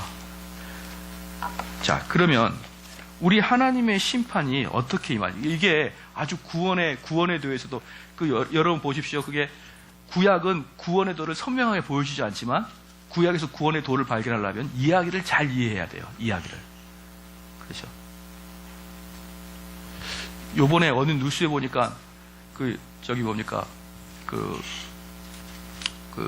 뭐예요? 미국의 그랜드 캐년 있잖아요. 그게 이제 창조과학회 하는 사람들이 그게 창조되었고 노아의 홍수 때 그렇게 쌓였다라고 이제 이야기하는데 또 어느 단체에서는 그게 말도 안 되는 소리다. 그것을 또 과학적으로 증명하고 그러는데 여러분 저는 창조과학회 안 좋아해요. 전혀. 왜냐하면은요 성경은 그런 걸로 창조의 순서 이런 거 보려고 성경 보여준 거 아니에요. 성경은 구원의 도를 보여주려고 하는 거예요. 구원의 도를. 근데 자꾸 창조과학회들은 이걸 가지고 과학적으로 풀려고 그러니 그것 자체가 마음에 안 들어요. 왜냐하면 이걸 지금 창조과학회들은 이것을 뭘로 푼다고요? 과학으로 푼다는 거예요. 과학으로. 그럼 뭐가 위입니까? 과학이 이죠. 과학이. 그건 과학적이야. 그건 합리적이야. 그러면 우리 학생들이 맞나 보다 이렇게 얘기하고, 이게 성경적이야, 신학적이야, 에이 안 믿고. 무슨 이런 경거망동한 이거. 지금 창조과학회도 안 만나요. 그래서 오라고 하면 가긴 하죠. 창조과학회 참 정신 차려야 됩니다. 모든 성경을 과학으로 재해석하려고 그래요. 성경은 우리에게 역사도 아니요, 성경 우리에게 과학적인 지식도 아니요, 우리의 구원의 도를 가르쳐 주려고 하는 거예요. 그래서 여러분이 성경에 특별히 구약을 읽을 때 이 이야기가 실화냐 아니냐 그런 걸 따지면서 과학적으로 증명하지 말고 실화는 실화예요. 실화의 이야기 안에서 하나님이 말씀해 주고자 하는 구원의 도를 발견할 수 있느냐는 거예요. 근데 여기서 지금 여호수아 2장을 봐보십시오. 여호수아 2장에 하나님에게서 구원을 받는 자의 특징이 나와 있습니다. 2장 8절에 두 사람이 눕기 전에 라합이 지붕에 올라가서 그들에게 이르러. 그러니까 지금 여기 여리고성을 정탐하는 정탐꾼들이 지금 누구 집에 있어요? 라합의 집에 있죠. 라합의 집에. 그렇죠. 말하되 여호와께서 이 땅을 너희에게 주신 줄을 내가 아노라. 우리가 너희를 심히 두려워하고 이 땅 백성이 다 너희 앞에 간담이 논다니. 보십시오. 여호와 하나님의 이름을 제대로 알기 시작하게 되면 그 특징이 뭐다? 우리가 너희를 심히 두려워하고, 그 다음에 진짜 중요한 게 뭐예요? 간담이 녹다. 애간장이 녹더라. 애간장. 그런데 이런 하나님을 사람들이 우스갯거리로 만들어놨어요. 우스갯거리로. 간담이. 예전에 제가 아주 싫어하는 그 감리교 목사, 누구의 가수 목사 알죠? 누구죠? 왜 여러분들은 교계를 아무것도 모를까? 그 감리교 목사 하나 있잖아요. 노래 그 뽕짝으로 부르는 사람. 응? 무슨 억인데? 구자억. 그렇죠. 구자억. 예, 처음으로 크게 맞췄어요. 예. 성경 시간에 가장 크게 대답을 하셨어요. 예. 구자억. 그 구자억이 왜 마음에 안 드느냐? 우리 하나님을 우스갯거리로 만들어놨거든요. 우스갯거리로. 그래서 그때 지금도 눈에 선하네요. 무슨 그 TV 프로 나와가지고 아따 참말이요.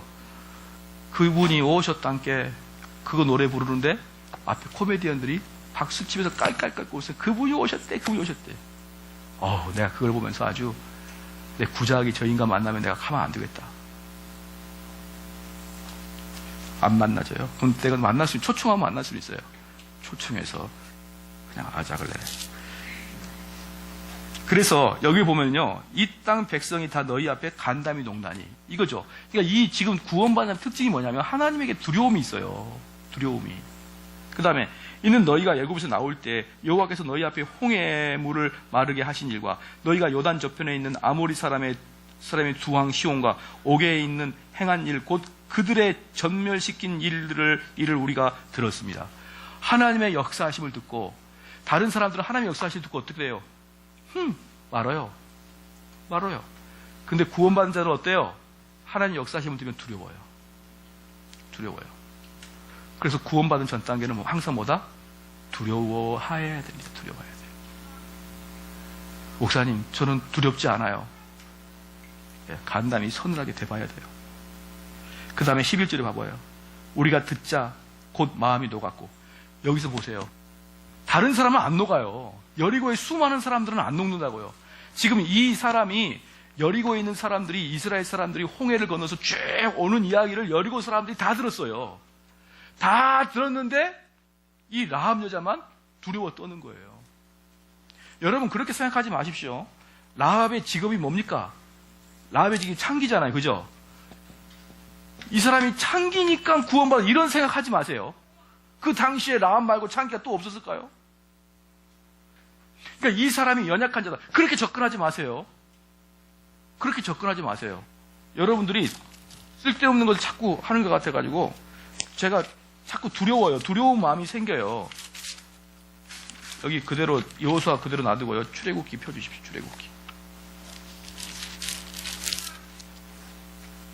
출애굽기 펴봐요. 출애굽기. 저는 우리 성도들이 출애굽기 23장을 펴주십시오. 우리 성도들이 자꾸 인본주의적 관점의 사고를 가져요. 그래서 이 성경에 보면은 그 여자가 창기니까 그 여자가 못 살았으니까 구원. 아니에요. 그 여자가 왜 구원받았습니까? 시작. 간담이 선을 해가지고 구원받은 거예요. 간담이. 그가 만약에 백부장이라도 그가 간담이 선으면 그가 구원받는 거예요. 그가 뭡니까? 우리로 말하면 소외 계층에 있기 때문에 아니란 말이에요. 자, 봅시다. 누가 출애굽기 3장 23장 3절 말씀 보십시오. 23장 3절 봐봐요. 같이 한번 읽을게요. 시작. 가난한 자의 송사라고 편법되이 두하지 말라. 가난한 자라고 편들지 말라는 거예요. 가난한 자라고. 그는 연약한 자니까 좀 더 봐줘. 이렇게 하지 말라는 거예요. 그것은 편벽이단 말이에요. 편벽. 가난한 놈도 나쁜 놈이면 나쁜 놈인 거고, 가난한 놈도 좋은 놈이면 좋은 놈인 거예요. 아시겠죠? 그거 또 나와요. 밑에 6절 말씀에. 시작. 너는 가난한 자의 송사라고 가난한 자라고 공평치 않게 하지 말라. 그를 무시하지 말라는 거예요. 가난한 자라고 무시하지도 말고 가난하다고 편들지도 말라. 어떻게 하라? 그가 하는 것만큼 해라. 아시겠죠? 그래서 여러분들 괜한 정의심으로 걔가 못 살았으니까 창기니까 그가 죄인이었으니까 그렇겠지 하지 마세요. 그가 구원받는 이유는 뭡니까? 하나님의 사역을 보고 하나님의 역사를 보고 그의 간담이 선을 했기 때문에 받는 거예요. 자, 그렇죠. 자, 그 다음에 다시 여호수아를 보십시오. 여호수아를 보니까 11절에 우리가 듣자 곧 마음이 놓았고 너희의 연고로 사람의 정신을 잃었나니 너희 하나님 여호와께서는 상천하지의 하나님이시라. 그러므로 청하노니 내가 너희를 선대하였은즉 너희도 내 아버지를 집에 선대하며 너희 부모와 남녀 형제와 무릎 그들에게 있는 모든 자를 살려주어 우리 생명을 죽는 데서 건져내고 내기로 이제 여호와로 맹세하고 내게 진실한 표를 내라. 보십시오. 이게 구원이에요. 이런 게 구원이에요. 자, 이 사람은 완전히 구원론을 정확하게 밟고 가요. 그죠? 알죠? 제가 수차만한 구원론을 정확하게 밟고 가죠? 이런 사람만이 구원받아요. 여러분들이, 그래서 내가 구원받았으면 첫 번째 징표를 뭘로 보면 됩니까? 내가 언제 하나님께 두려움을 떨고 있으나 보는 거예요. 하나님에 대한 두려움은 곧 몇 가지가 있다고 그랬습니까? 두 가지죠. 어떤 두려움이 있다고 그랬습니까?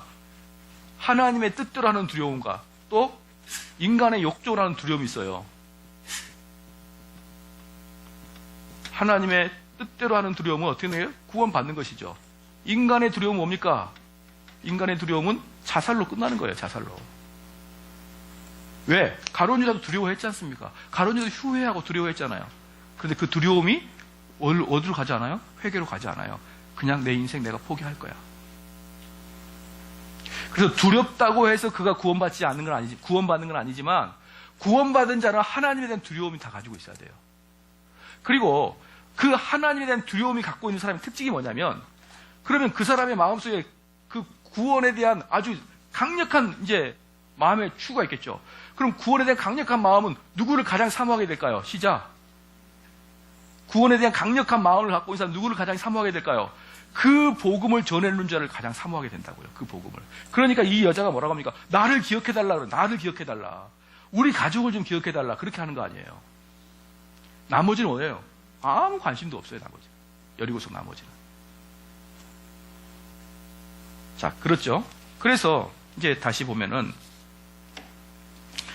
시편에 보면은 다시 사람들은 주의 두려운 일의 권능을 말할 것이요 나도 주의 위대하심을 선포하리이다. 그들이 주의 크신 은혜를 기념하며 말해요. 주의 의를 노래하니라. 야, 여기서 보십시오. 여기서 시편 기자는 주님의 위대하심을 선포하는데요. 위대하심을 선포하는데 여러분들 보편적으로 보면은 하나님을 찬양하고 하나님의 위대하심을 선포할 때는 주로 무엇을 선포하냐면 하나님의 자비하심과 사랑을 선포해요. 근데 얘는 뭘 선포합니까?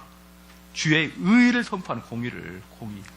하나님의 공의를 선포하시는 거예요. 공의를. 얼마나 행복합니까? 주의 의를 노래하리라. 쭉 읽어보시면 되고요. 그 다음에 그 다음에 2번. 우리는 모든 백성들에게 하나님의 의로우심을 선포해야 된다는 것이죠.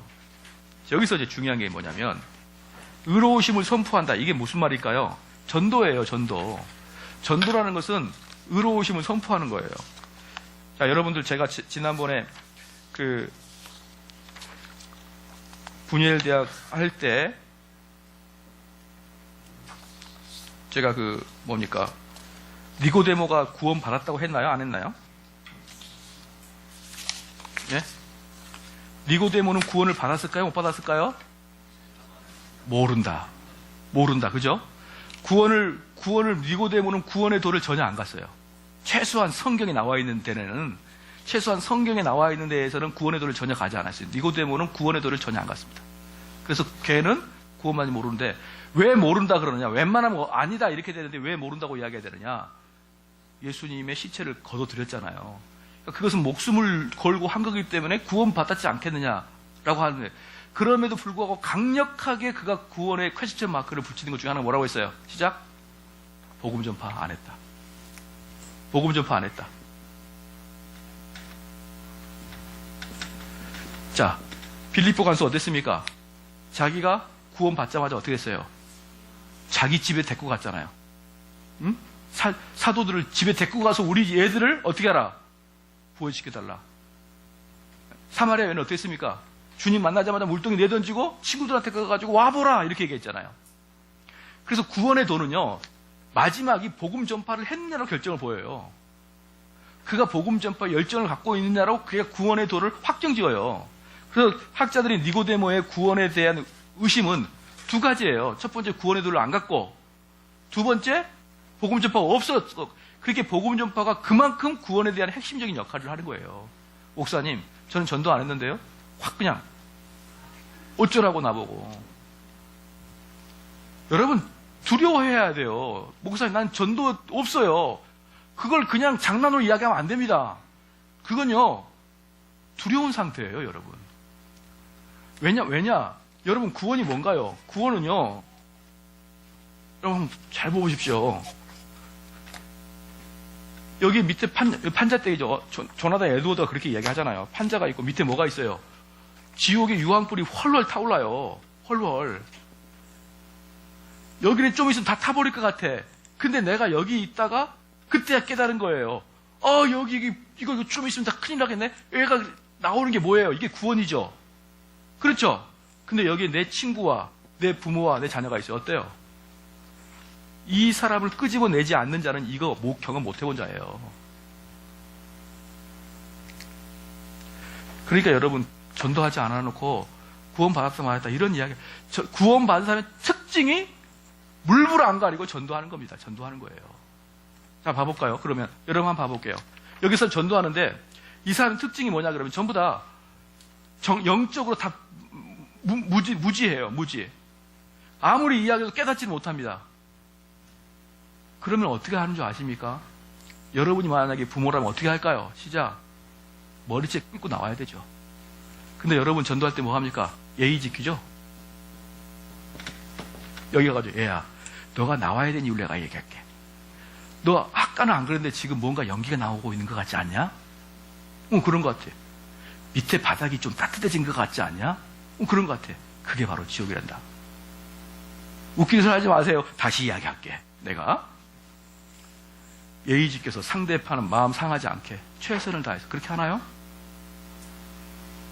여러분, 지옥을 모르고 구원을 모르니까 전도가 안 하는 거예요. 그래서 여기서 마지막에 포로쇼가 뭐라 합니까? 마지막에 의로우심을 선포하는 겁니다. 우리는 모든 백성들에게 하나님의 의로우심을 선포하는 거예요. 그러면 제가 여기에서 이제 마지막으로 한 10분 정도만 의로우심을 선포할 때 어떻게 하는 건지만 제가 잠깐만 이야기해 드릴게요. 잠깐만. 여러분, 이게 이제 의로우심을 선포할 게 아까도 말했지만 의롭게 사는 게 무엇이냐? 이건 뭐였죠? 의롭게 산다, 이게 뭐였죠? 디아코니아라고 했잖아요. 디아코니아. 네, 디아코니아. 섬김. 그래서 하나님이 나에게 주신 모든 것을 가지고 사람을 섬기는 것이 의로운 삶의 시작이에요. 그렇죠? 근데 그 시작은 곧 어딜 가? 교회에서만 그러다가 사회 나가서는 쑥 입 닫고 그런 게 아니고 그게 그대로 이제 번져 나가겠죠. 그러한 삶이. 그래서 디아코니아의 삶을 살아가는 게 의로운 삶이에요. 자, 그럼 마지막에 이제 그러면은 의로운 것을 선포해야 되는데 어떤 게 있느냐? 이제 여기서 이제 우리는 이제 막 헷갈리는 거예요. 여기서. 그러면 여기서 헷갈릴 때 이거 하나만 봅시다. 하나님의 이게 결국은 이걸로 가요. 하나님의 주권과 그 다음에 뭐가 나올까요? 인간의 자유의지가 나오는 거예요. 이 두 개의 함정에서 뭐 대부분의 교회는 다 끝장나는 거예요. 다 끝장나버려요. 대부분의 교회는 이 함정에서 빠져나오지 못해요. 자, 이것은 자유의지는 다른 말로 말해서, 그러니까 하나님이 우리에게 아주 독특하게 줬어요. 여러분의 인생은 누가 인도하십니까? 시작. 하나님 인도하시죠. 여러분의 주인은 하나님이죠. 그러니까 여러분들이 어떻게 해도 하나님이 끌어가면 끌어가면서 살잖아요. 근데 하나님이 거기다 율법을 주셨어요, 또. 그래서 하나님은 이거 두 개는요, 여러분이 언뜻 보면은 아무 생각 없이 보면은 아무것도 아닌 것 같아요. 그런데 두 개는요, 절대로 공존할 수 없는 겁니다, 이 두 개는. 왜냐? 이 하나님 주권은 우리를 어떻게든 끌고 가죠. 근데 이것은 말 안 들으면은 벌을 주겠다는 거예요. 이 두 개가 여러분의 마음속에 꽝 부딪혀야 좀 신학을 했다 이렇게 생각하는 것이지. 뭐 어때요? 이건 뭐 아무 개념이 없는 애예요. 그래서 이 사람은 율법을 지켜야 상을 받고 이 사람은 너희가 무슨 일을 하더라도 하나님이 끌어간 대로 끌어간다. 이렇게 생각하거든요. 그러면 자, 여기 하나님의 주권에 빠져 있는 사람이 주로 어떻게 되느냐? 하나님이 선택한 사람은 하나님께서 다 이루실 것인데, 그렇죠? 우리가 무엇을 할 수 있을까? 이렇게 이제 하나님의 주권에 대해서 강조한 사람이 빠져요. 자, 우리 이걸 뭐라고 합니까? 시작. 하이퍼 칼빈주의라고 그러죠. 그래서 이 사람들의 특징은 전부 다 뭐냐면 복음 전파에 위기성이 전혀 없어요. 위기성이 없고 더 나아가서 복음 전파의 정당성 자체가 없어요. 그렇죠? 자, 그래서 이 사람들이 하이퍼 칼빈주의에 들어가게 되면은 교회는 완전히 화석화가 되고 말죠. 그 다음에 어차피 요한복음 6장에 보면요, 그 선택결이 아주 착세 나와요. 6장을 보면은 나의 택한 백성은 나에게 다 올 것이라고. 하나님 나에게 준 백성은 나에게 다 올 것이라고. 내 음성을 들으면 나에게 올 것이라고. 그렇게 해요. 내 양, 너의 양 다 나와요. 요한복음 6장 보면은 자세히 나오는 거 보시고. 그 다음에 이 자유의지. 자, 이거 하나님의 주권을 강조하는 애들은 전도를 하나도 안 하고 그냥 널널하게 살고, 이 자유의지, 이를 강조하는 교회는 어떤 교회일까요? 어떤 형태들이 일어날까요?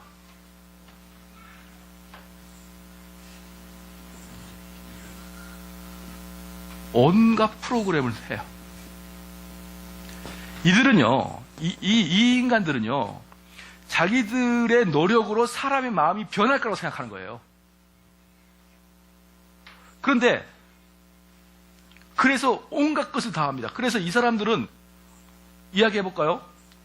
조명도 아름답게 하고, 그리고 그 교회를 왔다 갔다 하는 사람들도 여러분처럼 그 좀 외모가 떨어지면 지하에 있고, 외모 예쁜 여자로 이렇게 딱 좀 셋업을 또 해주고, 그죠? 여러분은 뒤에서 이렇게 그 못질이나 해야 되고, 이게 서빙이 못 나와요. 왜냐하면 기분 나쁘니까. 아시잖아요. 자, 그래서 그런 것들로 사람을 유혹하면 사람의 마음이 어떻게 된다? 변할 거라고 생각하는 거예요. 이런 사람들은요, 절대로 하나님의 주권을 모릅니다. 그럼 하나 물어볼게요. 복음을 받아들이지 못한 사람, 복음을 받아들이지 못한 사람의 영적 상태는 어떤 상태입니까? 복음을 받아들이지 못한 사람의 영적 상태가 죽은 상태죠. 죽어 있잖아요. 그죠? 영이 죽어 있잖아요. 그죠? 그럼 영이 죽어 있는데 아름다운 조명을 켜준다고 영이 살아나? 또 하나. 그래서 이 사람 특징이 있어요. 자, 첫 번째, 자기들이 기획합니다. 기획하고요. 그 다음에 두 번째, 여러 가지 헌신들을 하겠죠. 그 다음에 세 번째, 규칙적 기도회를 가져요. 또 이거 꼭 가져요. 왜? 이거 없으면 일반 회사랑 똑같으니까 이걸 넣어줘야 돼요. 감초같이.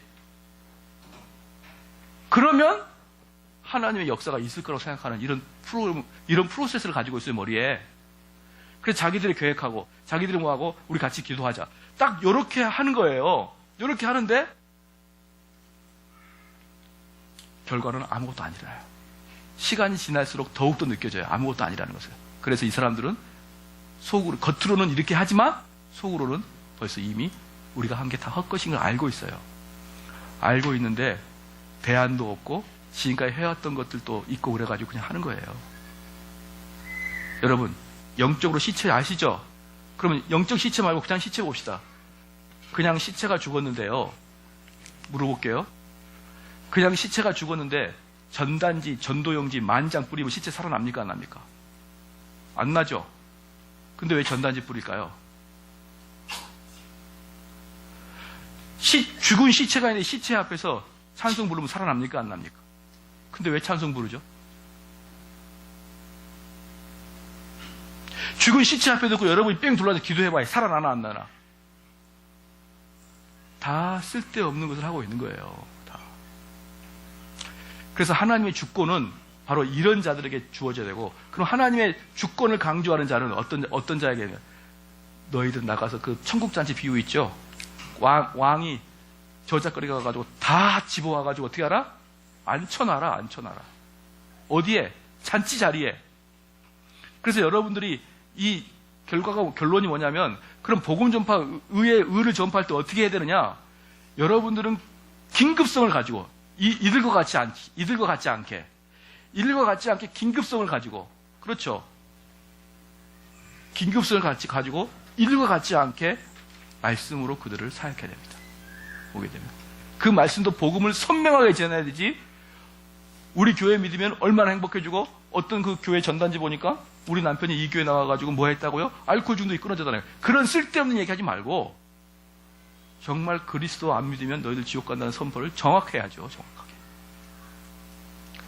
그러면 그때 여기에서 하나님의 선택된 자들은 그 말씀을 듣고 반응할 것이요. 선택되지 않은 자들은 그냥 끌고 갈 거예요. 왜? 여리고 속에서 누구 하나 있었으니까 라합이라는 여자 하나가 거있었잖아요. 그 큰 성에서 라합이라는 여자 하나 건졌잖아요. 그럼 그걸로 만족하는 거예요. 그걸로. 그냥 전도 집회했는데 사람이 안 모이고, 그걸 어떻게 인간이 정착을 시킵니까? 인간이. 하나님이 하실 일이죠. 하나님만이 죽어있는 영을 살리는 거 아니겠습니까?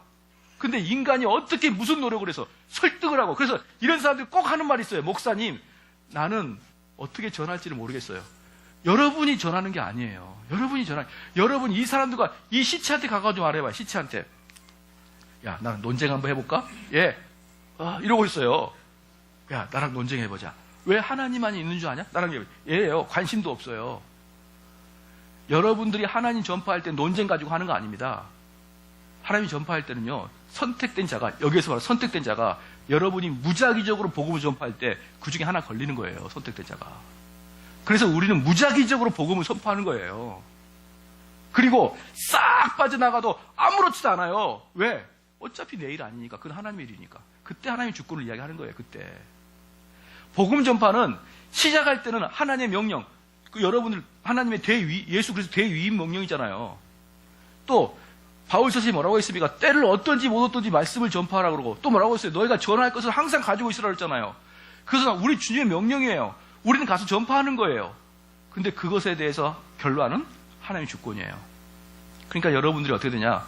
여기서 이들과 같이 않게 절박성을 가지고, 이 지옥이 아까 지옥에 있었죠? 지옥으로 떨어질 것 같은 우리 가족과 지옥으로 떨어질 것 같은 많은 친인척들을 절박함을 가지고 그들을 전도하되, 그 결과에 대해서 여러분이 속상해하지 말라고요. 그때 하나님의 주권이 들어가는 거예요. 속상해하지 말 때가. 근데 아무 때나 하나님 주권을 갖다 붙이는 거예요. 아무 때나. 지금은요, 너무나 많은 교회가 이걸 합니다. 인간의 노력과 인간의 수단과 방법을 통해. 이 대표적인 사람이 누군지 알아요? 요게 확 퍼져버린 대표적인 사람이 누군지 알아요?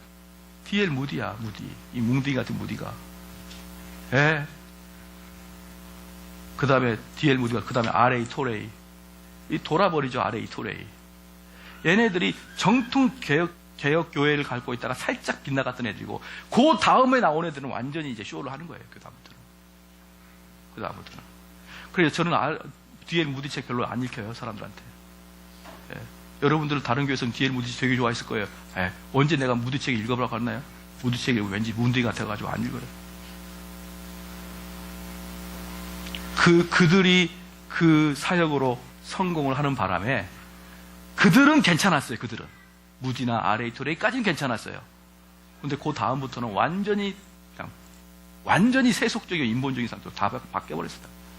그래서 앞에서 할 때도 좀 큰 교회를 보면요, 이 초대 잔치 보면은 사람들 앉혀놓고 음악을 막 추고 막 그래요. 막 하고 막 현란하게. 왜 그러는 줄 알아요? 우리 교회는 이렇게 기쁘다 이거 보여주려고 막 얼굴에 그 되지도 않는 미소 지어가면서. 어떤 교회 가게 되면은 정말 성도들이 훈련을 잘 받아가지고 딱 가게 되면은 딱 유니폼 비슷하게 입고 어서 오세요. 네. 무슨 백화점 온 것 같아. 백화점. 그런 훈련만 됐다 받아요. 자동차 주차할 때도 아주 예쁜 자매들이 와가지고 탁 해주고, 야, 여기를 정말 여러분 인생 허비하지 마세요. 거기다가 그렇게 예쁜 자매들 앞에서 율동하고 안내한다고 영혼이 살아나냐고요. 영혼이. 왜 자꾸 그런 식으로 사람 교회들이 현혹돼 있고 성도들이 그것도 모르고 거기에 헌신하고 돈 바치고 시간 바치고 헛되고 아무 구원하고 상관도 없는 일에 여러분들이 거기에 구원과 상관없는 있는 이유가 뭔 줄 아십니까? 나도 구원을 모르니까 그러는 거예요. 나도. 그게 여러분이 구원에서 좀만 알게 되면 다 나옵니다. 다. 거기 못 있어요. 자, 말씀의 결론을 맺을게요. 이렇게 다시 한번 ABCD에서 보면은 하나님에 대한 하나님의 의로우심에 대한 우리의 반응 첫 번째가 뭡니까? 시작. 우리는 주님을 경외하며 하나님 앞에서 의롭게 살아야 됩니다. 아시겠죠? 일단 B번 한번 읽겠습니다. 시작. 우리는 하나님께 대한 그리고 그분의 돌보심에 대한 큰 확신과 함께 살아야 됩니다. 큰 확신이 있는 이유는 뭡니까?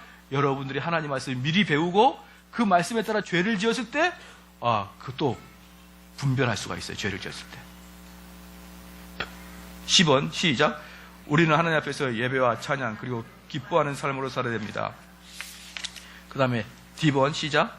우리는 하나님 앞에서 기도의 삶으로 살아야 됩니다. 2번 시작.